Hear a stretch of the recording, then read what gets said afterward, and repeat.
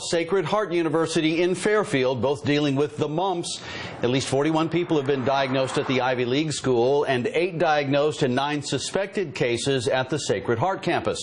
So joining us now to answer questions about the one-time prevalent childhood illness is Dr. Virginia Bielek, Director of Infectious Disease at the Hospital of Central Connecticut. Dr. Bielek, thanks for joining us. So why would we be seeing an outbreak of mumps now? Mumps virus tends to circulate in the winter and the spring, so it's a seasonal infection, and once it gets introduced into a close-knit community, it can start to circulate. So is this a public health concern? These are both college campuses. Should people at large in Connecticut be worried about this? Well, certainly college students like to visit one another on campuses, so they will go home to their other communities. Classes are almost over, so the virus could spread.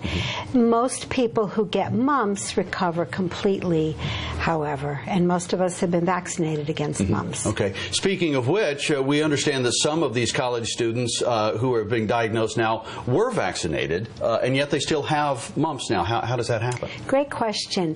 No vaccine is 100% effective. It's estimated that once an individual has received the 2 recommended doses of mumps vaccine, which is usually contained in the measles, mumps, rubella vaccine, once you've had 2 shots, it's about 88 to 90% protective.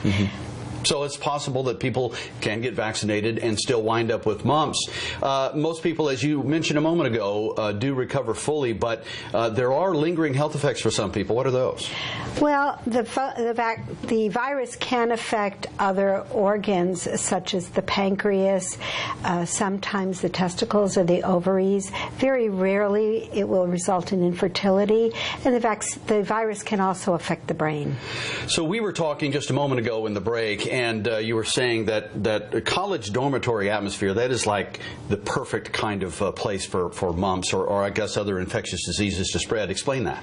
Absolutely. The mumps is spread by respiratory secretions, so coughing, sneezing, talking to someone in close contact with you can spread the mumps, as can sharing a drinking glass, or even if the infected patient touches something and then the healthy person touches that same surface, you can spread the virus. So obviously when you have a place with a lot of people packed into a small place, you know, that can spread. Now, as you mentioned a moment ago, these kids will be getting out of, the term will end here and they'll be going home for the summer, and that could spread. So what do people need to know? What do the college kids need to know from these universities, and what do people in general need to know about mumps here? Well, fortunately, most people have been vaccinated at this point, or were born before there was vaccine.